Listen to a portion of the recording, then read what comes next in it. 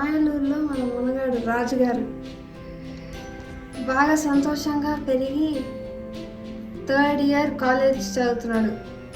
ఇప్పుడే కాలేజ్కి వెళ్ళి వెనక్కి తిరిగి వస్తున్నాడు. కాలేజ్ నుంచి తిరిగి వస్తుండగా ఇంటి డోర్ ఆల్రెడీ ఓపెన్ ఉండడం చూశాడు. వెళ్ళి చూడంగానే వాళ్ళమ్మ చనిపోయింది. హత్య. ఎవరు? ఎప్పుడు జరిగింది?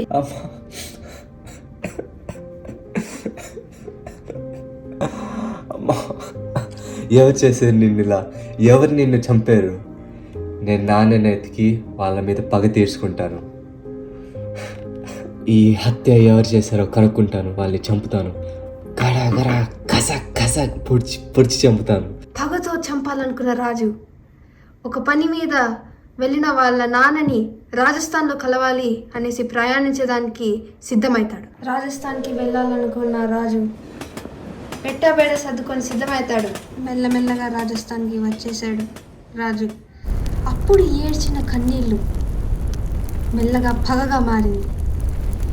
నాన్నని కనుక్కోవాలనేసి ఒక వేర్ హౌస్కి వెళ్తాడు. మెల్లగా వేర్ హౌస్కి వచ్చిన రాజు వాళ్ళ నాన్నని కలుసుకుంటాడు.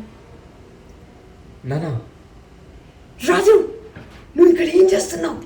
వెంటనే వెళ్ళిపోవాలి. నానా, అమ్మని ఎవరో చంపేశారు, అమ్మని ఎవరో హత్య చేశారు, అందుకే నేను ఎత్తుక్కుంటా వచ్చాను.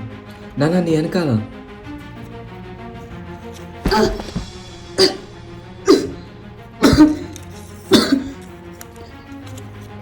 వేర్ హౌస్ బయట మిదమైన మెరుపులు, లోపల తట్టుకోలేని బాధ.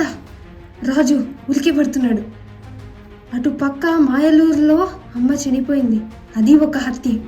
ఈ పక్క ఎవరో రాజు కళ్ళ ముందే వాళ్ళ నాన్నని హత్య చేస్తుంటే రాజుకి ఎంత కోపం రగిలిపోతుంది. అలానే రగలాలి. విపరీతమైన బాధ, లేకపోతే ఎవరికి చెప్పలేనంత కోపమా? ఇదంతా తట్టుకోలేని రాజు ఈ హంతకుడిని ఇక్కడే మరుక్షణమే చంపాలనేసి యుద్ధానికి సిద్ధమవుతాడు. రే, నిన్ను ఈరోజు చంపేస్తాను రా.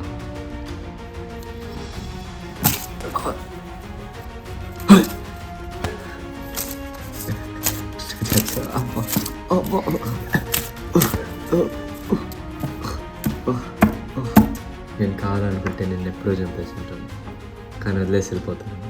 ఎందుకంటే నాకు మనక్షాక్షి ఉంది. సో బతుకు, వెళ్ళిపో, దూరంగా వెళ్ళిపో. నేను వెళ్ళిపోతున్నాను. బాయ్. నానా, అంత క్రమంలో నేనే చేయాలి కదా. అన్నెప్పుడో పారిపోయాడు. రే, పిలిచావరా? నేను ఇక్కడే ఉన్నాను. అన్నా, ఇక్కడే ఉన్నావా? అవునరా, నేను నీ అన్నని. చాలా రోజులైంది కదా నన్ను చూసి. ఎలా ఉన్నావురా? అన్నా, ఏంది నువ్వు? నాన్న ఎందుకు చంపావు? అమ్మని ఎందుకు చంపావు? అన్నా, వాళ్ళిద్దరూ హంతకులు రా. వాళ్ళిద్దరూ ఎన్నో మందిని చంపున్నారు మన ఊర్లో. ఎన్నో మందిని చంపి ఆ నీళ్ళల్లో వేసేసి, వాళ్ళని చంపకపోతే ఇంకా ఎన్నో మంది చనిపోయి ఉంటారు. అందుకు వాళ్ళని చంపాల్సి వచ్చింది. అన్న, ఏంది ఇప్పుడు చెప్తున్నావా? నాకు తెలియలేదు ఇదంతా. సో నాకు ఇది ఏం చేయాలి చేయట్లేదన్నా. రే, అమ్మ నాన్న లేరు కానీ నేను నీకోసం ఉన్నాను. నేను నీకోసం ఉన్నాను. అది ఎప్పుడు మర్చిపోయింది. నేను నీకోసం ఎప్పుడు ఉంటాను.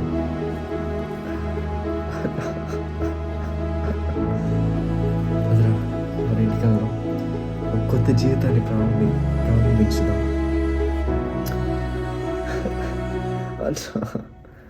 పర్లేదు, కంగారు పడకు, నేను నీకోసం ఉన్నాను.